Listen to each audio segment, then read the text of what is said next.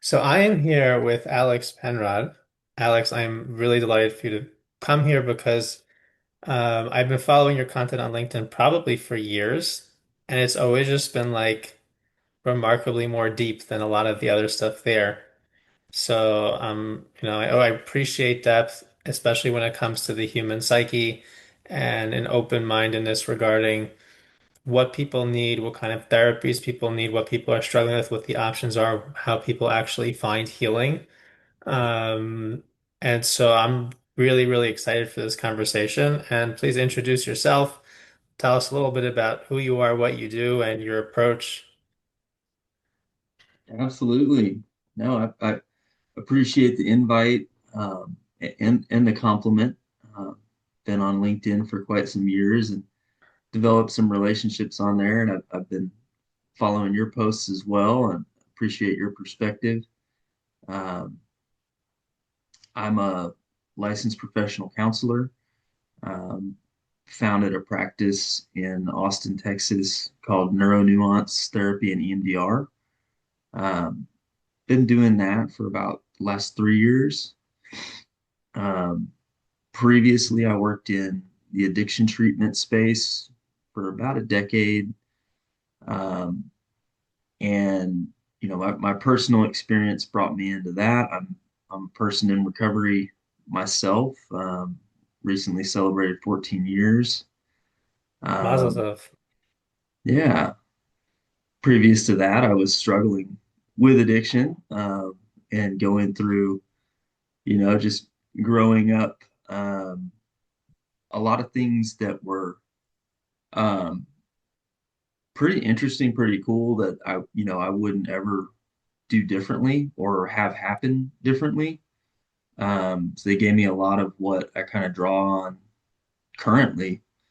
Um, but there were just other aspects of my experience that were not integrated well at that point in time. And so it was really a process of just kind of putting some things together um, to where I didn't need to depend on numbing agents or, you know, distraction to limp along in life. So, Yeah, I so mean that's, that's something that gets us so much. And I think people, my opinion is people blame this on technology, but it's like I observe Sabbath, so once a week for a day, I don't touch technology. There are plenty of distractions and there's plenty of numbing behaviors. Like it's always been yeah. there. It's always, if I don't have the phone, so maybe I'll use the food. Like if you overeat enough and you have enough sugar, you will pass out. It will numb you quite well. Hmm. So, you know, it's and and it seems like it's smaller. It seems like it's benign. And it like maybe on the outside looks like, oh, just like don't do that. But that's a beast that's hard to take down, Yeah, right? absolutely. Yeah. Yeah. And that was, well, and that was kind of my experience going through addiction treatment myself was I and when I first got to a treatment center, they're typically isolated in the middle of nowhere, so that if you change your mind and want to leave, there's a little bit of friction to to go. Um, and at first, I was like, this is like a deprivation tank, because it was taking away all of the, well, first, the obvious layer of substances, but Hmm. then down to like how it was structured and what the expectations were and how you moved through your day, there was an opportunity to just impulsively um, go from one distraction um, or way to like entertain yourself for a bit to the next. It was like everything is very intentional. It was forcing you to overcome something in yourself to like stay on board with the process. And so it started clicking for me that it's a deeper process than just cutting the connection to substances. Yeah. What do you feel like is the one of the biggest lessons you learn from your experience that you take into the work that you do? Mm, I guess especially in terms of how to help people um, leave these behaviors that are either wasting their time or even worse, destroying themselves. hmm Like what is it? It's not as simple as cutting out the behavior. So if you'd have to sum it up, like what is it and how do you do it? mm. Yeah, it's so individual. It's kind of like there is a commonality to just human existence. There's kind of a general roadmap, but then, kind of like where you enter that or what fork in the road someone is at is so different. Um, but I mean, if I was kind of to boil it down, um, I would say my own experience taught me how much change is possible because, from moving from the point I was at where I was convinced that I had crossed some kind of line where there's no coming back. Um, I had convinced myself that that was like my lot in life. I had just made, irreconcilable mistakes, and now I'm just on this path, and that's it.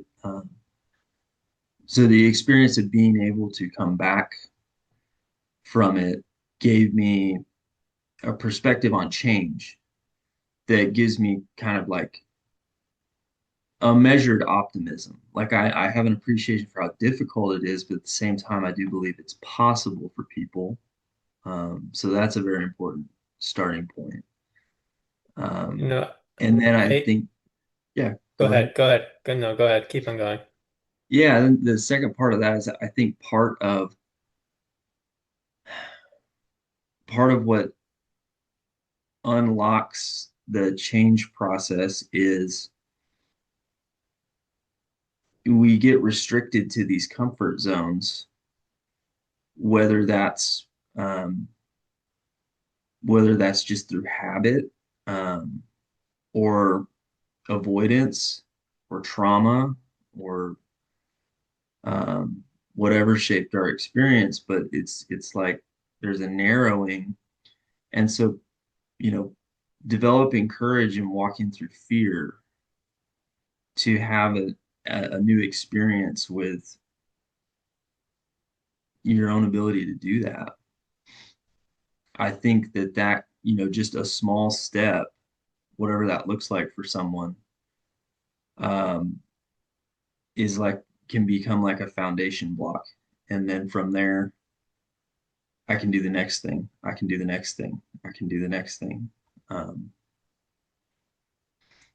Yeah, I mean, I'm hearing two things. One is that, like what you're saying is having gone from being completely convinced that life was over to seeing how far you've come gives a sense of like it gives you the ability to question whatever situation the person's in or whatever situation they think that they're in.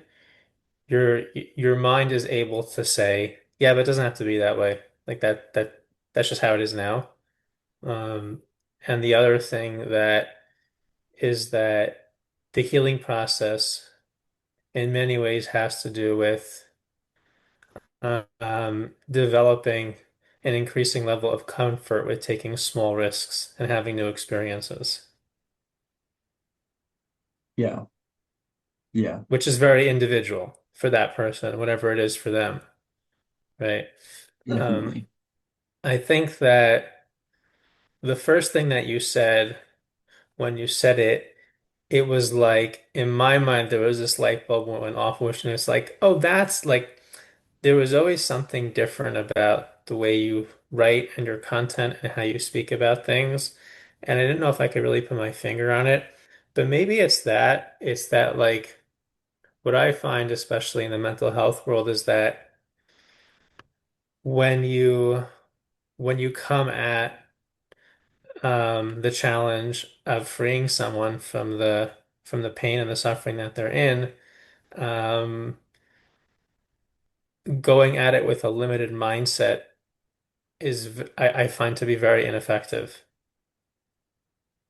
Like there needs to be almost you're probably a bit more measured than I would be. Um, I'm maybe a bit more reckless, but but like when you look at a human, there has to be a measured level. There has to be a certain level of um, I guess you maybe would characterize it differently, but to me, the word that comes to mind is almost a denial of like what appears to be the state that they're in. Not to deny their pain or to not empathize with their suffering, but to, at some level, have the belief that this isn't real. This doesn't have to be real. Um, and even within myself, I think that one of the one of the realizations, the spiritual realizations that I had last year, and I took that as my spiritual goal for this year, is to integrate the idea that anything which is not good is not real.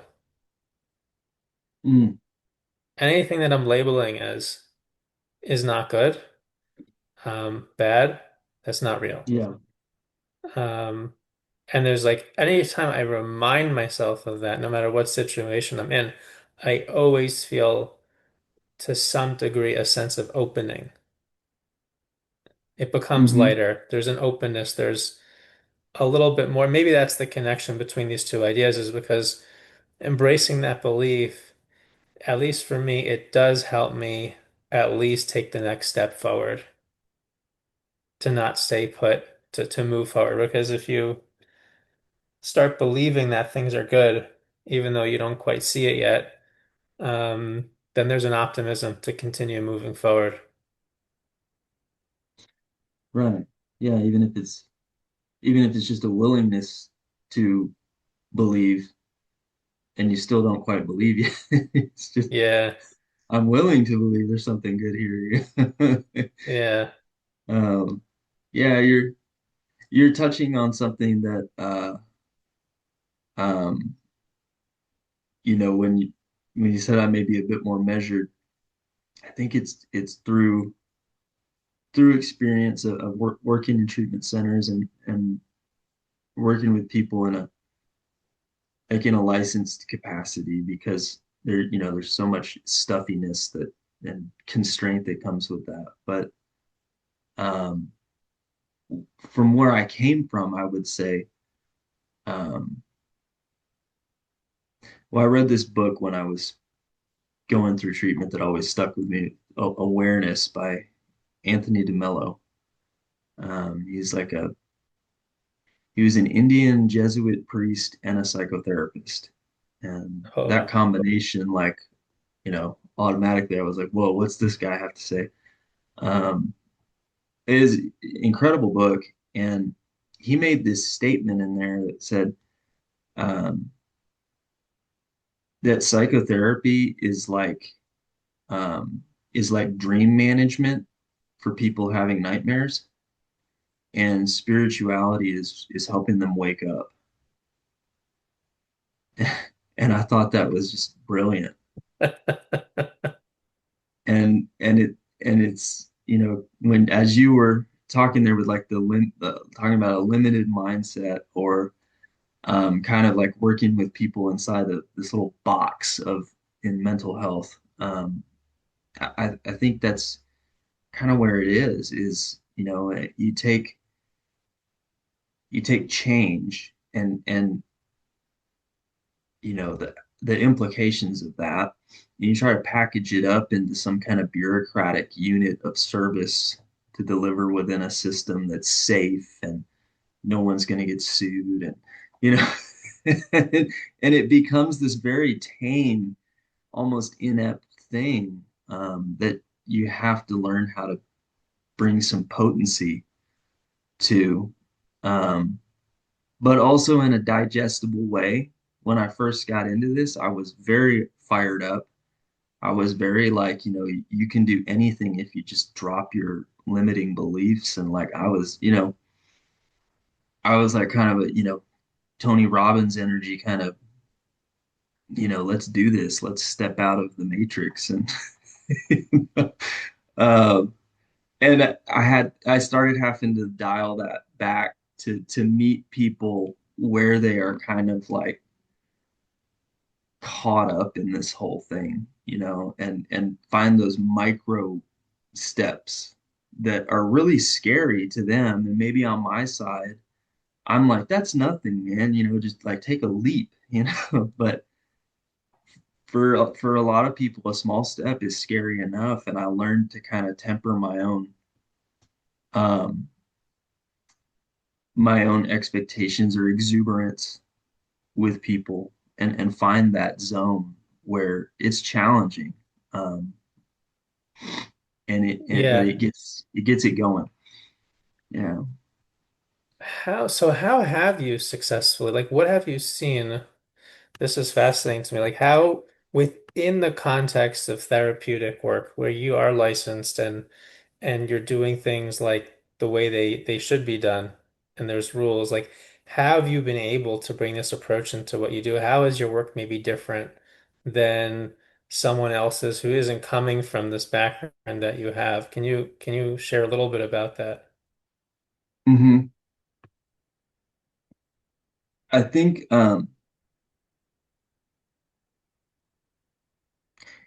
yeah, it's a great question. It's something that I do, and in this moment, I'm trying to articulate. And I think I would say that I kind of use the container of psychotherapy and the modalities and the boundaries of that, um, as a place to start. And and it is pretty safe, and it's predictable, and we can kind of feel things out there. Um, I would say that my background and my orientation, kind of where I'm coming from, then I have the capacity to take that broader and broader until we're getting into kind of more like existential territory of like what is even the premise that we're working on right now? Like what have you assumed about reality that even brings us together to have this when I feel it out for like, because I that can be very destabilizing. And so if somebody is just like, I just want to change this little thing and that's all I can tolerate right now, fine, that's perfectly okay. I'm just glad you're reaching out for help. Um, but then as it develops, um, then we can get into some really kind of paradigm shifting stuff. So I'm kind of, like gauging how much of that I can introduce, and excited when I can. Yeah, I can relate to that a lot because even for what I do, there's not really much rules when it comes to coaching, but there is a rule which is like you're working with a person and you got to do what they can handle, not what they can't. Otherwise, you won't be working with them hmm much longer. Um, Right. and so, so you meet them where they're at and you see the meta problem when they only see the little problem, and you try in some ways to kind of steer them when you sense there's a moment of opportunity to see the meta issue here, to see what's like really hmm going on and to pull back the curtain. Um, and sometimes, when I've done that, it's like I don't even know if they realize that's what's happening. And then I notice the shift after, which they don't even yet notice, but I hmm see it. Um, and it's just this really interesting dance between um, trying to figure out how much of what's the most amount you can give them of that awareness juice without them freaking out. Um, and even if they don't even realizing that they're getting awareness as they're becoming more aware, if they're getting it, you'll take it. exactly. It it always cracks me up when there is some kind of powerful change moment, or just a really significant session, um, or like I do EMDR for trauma therapy, and so that things can shift incredibly during that. And then after something like that, a few weeks later, someone will comment on all these things that have been shifting in other areas we weren't even talking about. It's not even wasn't even, you know, something we planned, and things are starting to shift and change. And they're trying to figure out what to attribute that to. And I'm like, well, maybe it's what happened a couple weeks ago. Oh yeah, it probably is, because that was huge what you discovered there. And but sometimes those connections, yeah, it's like they Yeah, might, yeah. attribution's always funny with this stuff. I Hmm. remember, like I do like somatic work with one of my clients, and so I was having a very hard time getting someone to just feel in their body, and finally got him in there, and I asked him what the experience was like, and he said it was almost like I'm in like the eye of the hurricane. There's all this distraction, but like I remember it was like in his foot. He was able to just stay in his foot even as like there was this pull to bounce him around to a million different things. And then like a week or two later, he got laid off, and I'm like, "How you doing?" And he's like, "Everything's going crazy, but oddly enough, like I feel totally fine." And like, do you Right. remember what happened 2 weeks ago?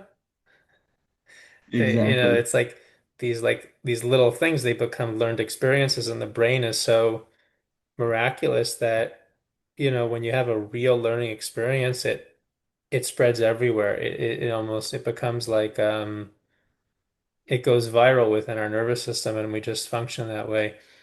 Um, Tell us a little bit more about EMDR. There's so many modalities out there. And Hmm. you definitely EMDR is in the title of what you do. Um, why have you chosen EMDR as the modality that you kind of talk about in terms of your practice? And what's Hmm. your experience been with it? Yeah. I I feel like it chose me, um, just the way circumstances unfolded. I was I was working as an addictions counselor at a young adult treatment center, and it was for men, and guys would stay with us for like 90 to 120 days. So we had a good chunk of time for some kind of more long-term work. And and so in my role, I was focusing on addiction and kind of taking them through the main bulk of the programming, updating the family, coordinating the whole experience.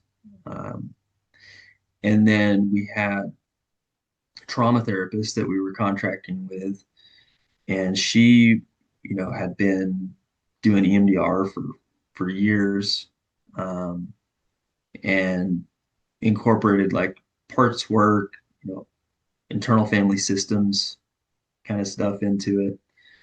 And so, we would get these guys with pretty rough trauma histories, and we knew that was a big part of the equation. We would get them set up to do therapy with her, and then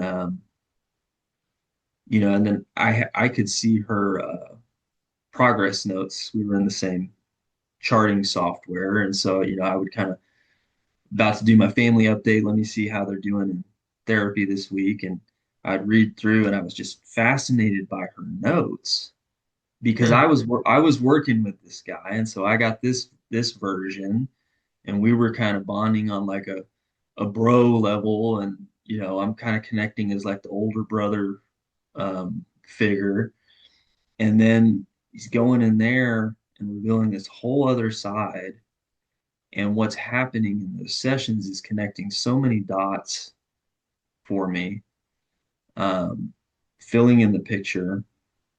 And then the way she's working and the way she's applying it, I was just, um, and I was going through graduate school at the time, working on my master's degree.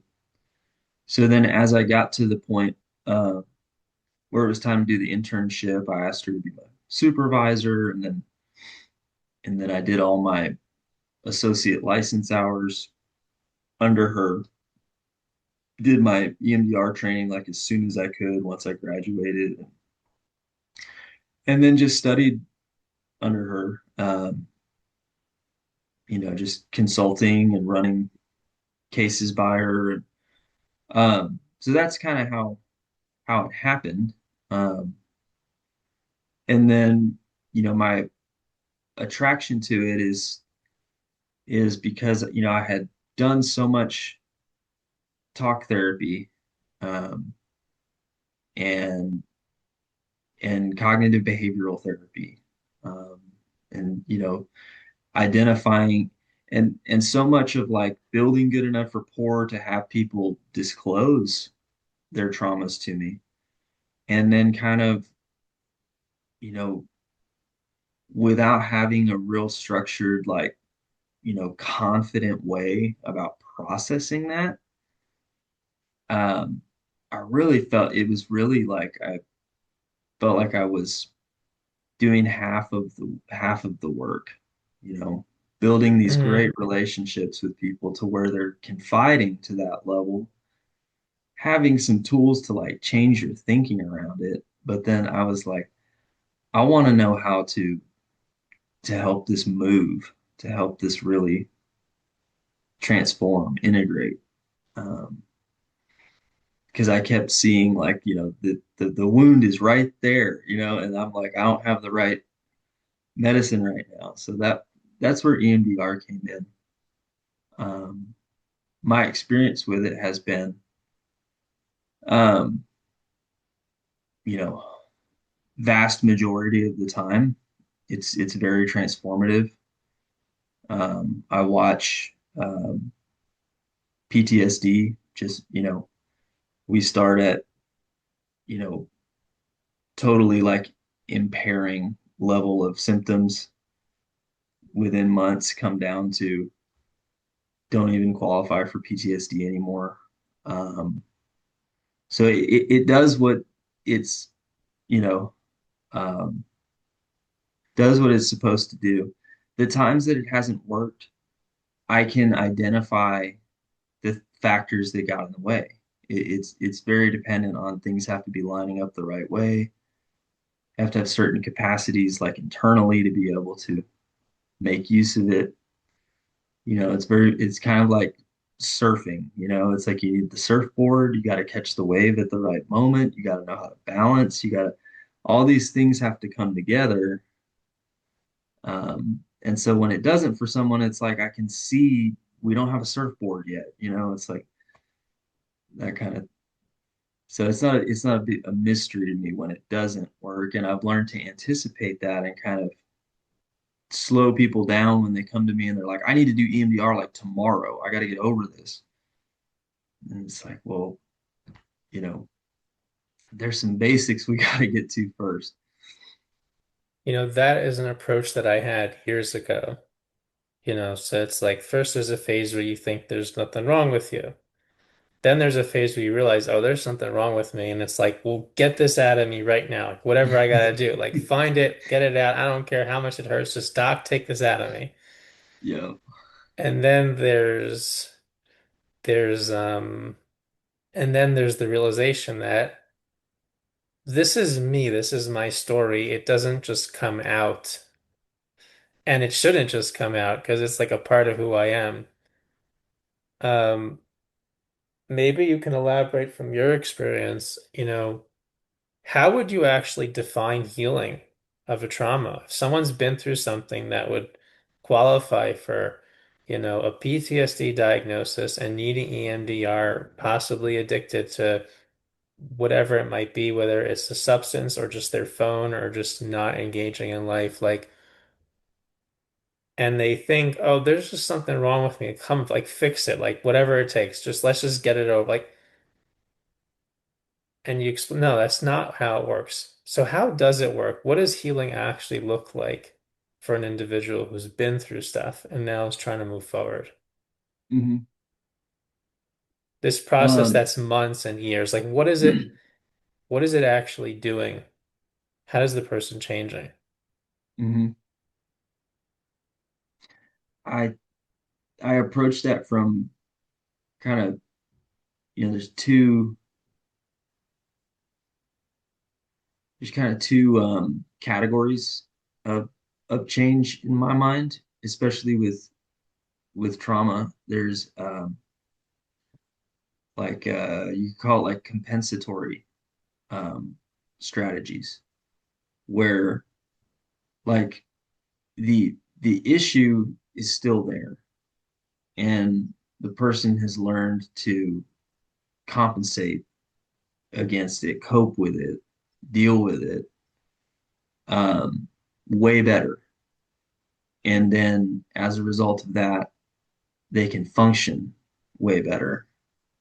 And sometimes that's good enough, or that's all that's feasible, or for whatever circumstances they aren't able to or don't want to commit to a deeper level, um, which would be like a restorative change, um, where the wound, the issue, the complex, the conflict, it actually resolves in some way, to where there isn't a big effort to compensate or to have to work against it to function anymore. It's like the impedance is gone. It can, you can move, and so I think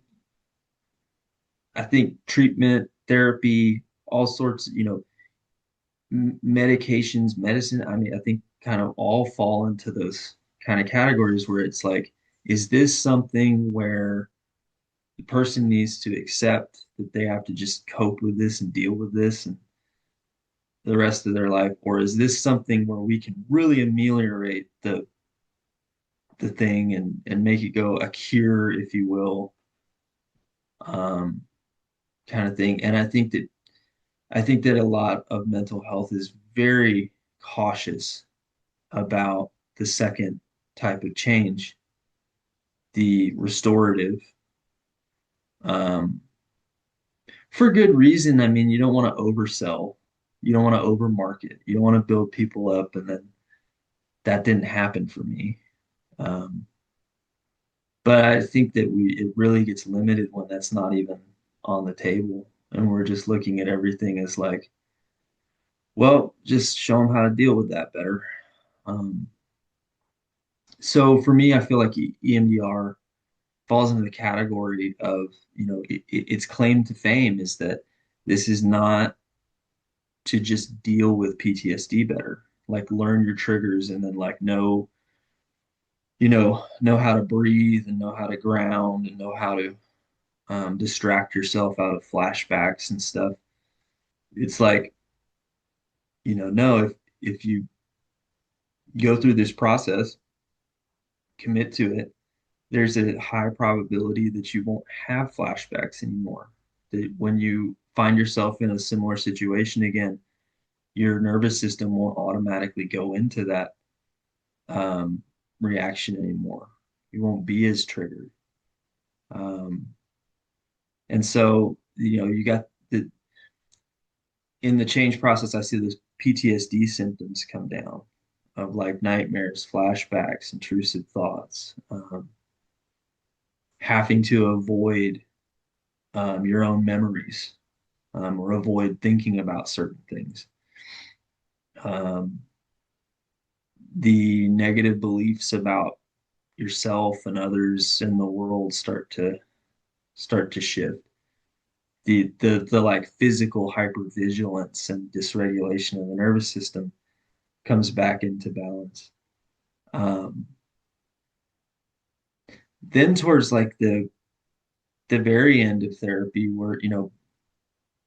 where we're getting to the point where it's like, I think you're ready to move on. It shifts into like meaning making, um, and like a lot of times it starts to happen kind of spontaneously, where people start going, "My whole life I thought this, and now I realize that was just to cope with that. But now that that's not there, I don't have to cope with it, and now I don't have to believe that anymore, and that changes everything." And they start being able to kind of like revise a story that once seemed like it was like a locked PDF. Now it's an open Word document, and they're like editing again.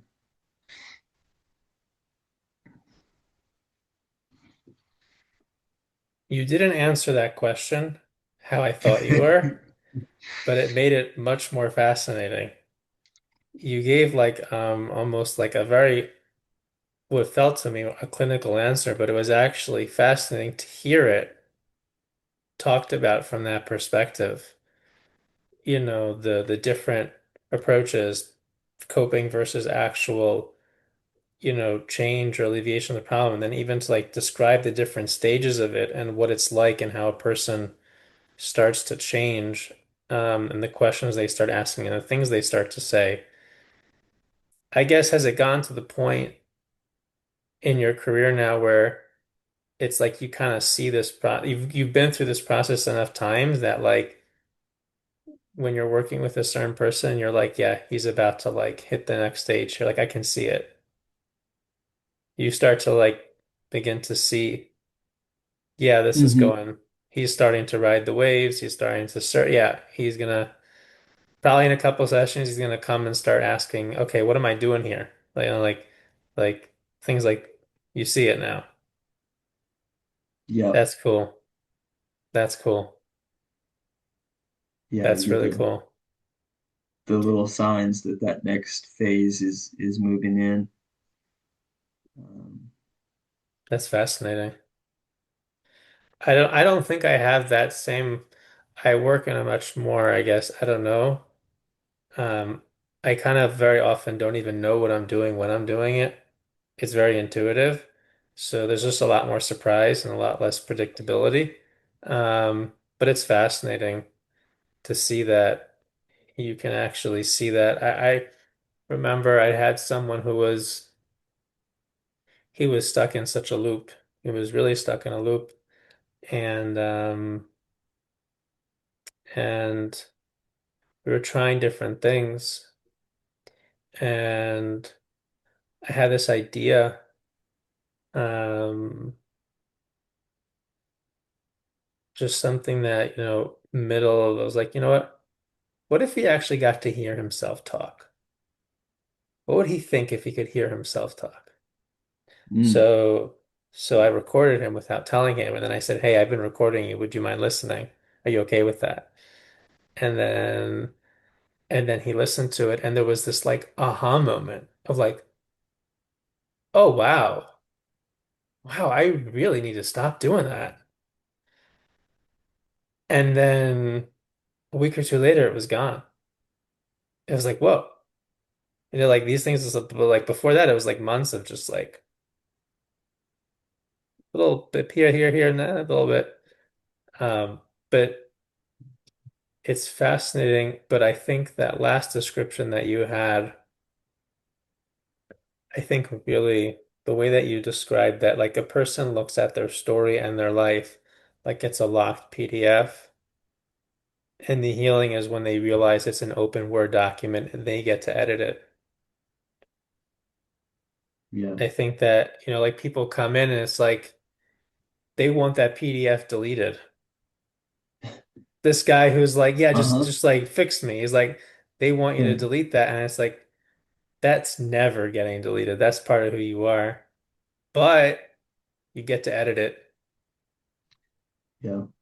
You can spin that story however you want. And you can say, oh, because this happened to me, I'm flawed. Or you can say, oh, you know, because this happened to me, I am, and you fill the blank. Hmm. Um, and it's That's one of the coolest things when someone gets that capacity to realize that they are filling in blanks and and they have agency in that. Um, when that light bulb goes off, it's that old say, when you change the way you look at things, the things you look at change. yeah. One of the things that just reminded me of, like, even in interactions between two people, it's like someone says something to me or about me or what they expect of me, you know, I can, very often I think that, like, at least the way I think I grew up and I was programmed was either I would accept it and just roll with it, or I would feel like I'd have to fight against it. Like, oh, he said this about me. Then it's like I have to do something about it, you know? And so over time I realized this person can say what they want, they can expect what they want. And I can be like, okay, that's fine. And I have a different idea, but that's okay. And then, and then it's like you stop being so afraid to deal with people because you realize whatever they say is just what they say. It's like, and I have what I say, and that's okay. It's like I don't need to accept it. I don't need to fight it. It could just be there, and that's fine. Hmm. But I think we only really gain the capacity to do this once we're able to do it within our own heads. There's like a voice in Yep, my head that says, I'm this. Oh, really? Oh, okay. That's a thought. I have a different one. That's okay. exactly. And yeah, we used to do in treatment, we had these accountability circles where and these are guys that are living together in close quarters, and of course, gripes and grievances develop, and so you need this way to alleviate that pressure constructively. And so we taught them how to deliver this assertive accountability to each other in ways that was just like delivering the mail. If you choose to open it, read it, accept it, that's, you can. You're just going to throw it in the trash. That's, on you. But people get to deliver the mail around here. And then, you would see when something really hit and landed, the big defensive reaction. No, I never did that. I'm not like that. I'm not that kind of person. I don't do stuff like that. And then, we had this recurring lesson we would kind of take people through of like, if I called you a purple dinosaur, you would just think I was wrong and I don't know what I'm talking about. And you just kind of laugh and go on about your day, you know. But if I say you're kind of spiteful and a little, you got vindictive qualities and that, and you get really pissed off about that, there's some doubt in your own mind and you can't quite accept that about yourself. And and when and that one always I really enjoyed bringing helping with that kind of awareness because I think that's so crucial to get to the point where, like you said, even if if you've explored yourself and kind of come to terms with like, yeah, I can be this way at times, I can be that way at times. Even if somebody else brings it up, it's like if your relationship with yourself is good, it's not gonna you're not gonna explode over it. Yeah. There's um There's a verse in Psalms where it says that God is your shadow, that God's my shadow. I think it's in like 121. But the meaning of this is explained that, you know, when you see things in other people and they start to bother you, like that's God showing you your shadow. He's trying to point you out to you like that's you. Hmm. If it bothers you. If you're neutral Yep. about it, it's fine. But if it starts to like get you riled up, then you know you're looking in the mirror. Yes. Um, you know, I You think that's spot like it, you got it. I think these are like sometimes I think that, like you mentioned that there's two parts of the process. There's coping and then there's like actually doing the work. Hmm. Do you feel that at times it's really two pieces to the same overarching process? Because I think a lot of the times the food or the fuel or the content for the deep inner work is the things that you start notice as you start like coping in general is like building more awareness, being aware of your triggers, knowing what's starting to get you, realizing, oh, like catching yourself in the moment. And it's the content that you notice when you catch yourself in that moment, I find to be the most ripe stuff for it, and also the safest stuff to explore because it's Hmm. happening right now. It's not like, oh, let me go into my past and like explore and like who knows what the hell I'm going to find, and then maybe I'll be surprised and maybe it'll be too much. It's like, no, like this is happening right now. Like I noticed right now when I was talking to this guy, I got off the phone, I felt like crap and like what was that? So like Hmm. that right there, it's like, you know what I'm talking about? Yeah. Yeah. It's like the areas where we cope are like the invitation to investigate why or or what's behind it. And yeah, I think, we have to get to that deeper change. I mean, I know personally I had to get to the point where I was fed up of coping, especially in the same ways over and over again. Hmm. It had to like exhaust itself, exhaust me to the point where I had less to lose by taking a risk than staying the same. Yeah.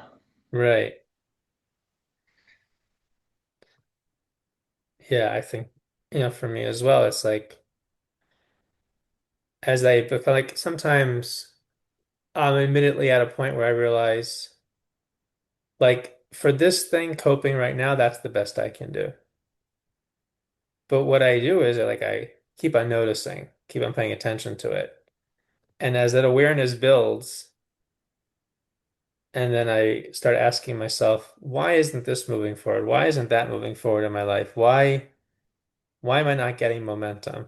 And then I realize, well, I keep on checking out when like I need to hit the gas. And I'm like, okay, Mm, this isn't serving me anymore. I gotta hmm. stop. I gotta stop it.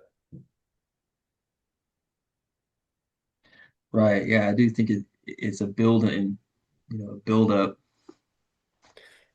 I think, and I mean, tell me what you think about this, but I think that I think what holds a lot of people back is not embracing that. Like, it's okay if you're not ready. Like, if you feel like you're not Mm, ready, hmm. then be okay. Because like, if you're not okay with the fact that you're not ready, and you're gonna try to force yourself to be ready, you're gonna get ready a lot. It's gonna take a lot longer to be. You might never actually be ready. Whereas if you're like, you know what, I'm just not ready for that right now, then okay, wait, Yeah, and the time will come. that is a great point. Um, I think that space of like awareness before total readiness is one of the most uncomfortable uh, spaces. Uh, I think it does. I think that the discomfort of being there forces like there's an urge to either like go back into distraction, denial. Um, I'm not going to look at it. Try not to. Um, or like you said, like kind of forcing readiness, and I think that's where people go on like I I didn't do this thing for 2 weeks, and but then I completely fell off, and now I'm doing it worse than ever. It's like you get those um, real forced overnight. I'm changing tomorrow morning kind of things that Right. Or like using sometimes more, that catches, a lot of times that doesn't. yeah, or using like more drastic modalities, trying things that are a lot more experimental without work beforehand or integration afterwards. You know, Hmm. one of the things that I actually think that people always ask, like, what's the difference between therapy and coaching? It's a very, very hard question to answer because every therapist and every coach is very different and works very differently. And Hmm. many therapists are coaches and they'll wear both hats. But, I think that one of the advantages I think of the therapeutic approach overall is that level of patience. Because I think in the coaching world, it's very much about like, let's move forward, let's do this, let's make this happen, let's change our beliefs right now. We can do it. Hmm. Um, there often isn't the tolerance and the patience for that process. Um, and I've spoken to people who've, fell off of it because it didn't embrace them and hold them enough. Um, because very often that patience, like obviously there needs to be like it's hard to do that. It's actually hard to really believe that the person can change at any moment, but still have the patience, or even within oneself, to accept that now is not yet quite the right time. There's a lot of nuance to that. Hmm. Hmm. Yeah, yeah. I think that pressure of rapid change in the coaching world becomes like institutionalized in the addiction treatment world, um, because no nobody's sending their loved one off for months, spending a bunch of money and total disruption of life for like we we moved it along a little bit. It's not. We shifted some things internally that may manifest later. Planted some seeds and watered them. It's like, no, That's pretty they expensive want the seeds. harvest, and they Yeah. they want it by discharge date, and that produces some Well, difficult dynamics. that's probably a big reason why the person is in the situation they're in to begin with. It often is. It often is. And that's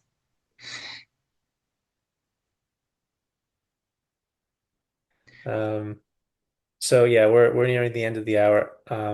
Alex, this was a pleasure. I really enjoyed the conversation. me Um, too.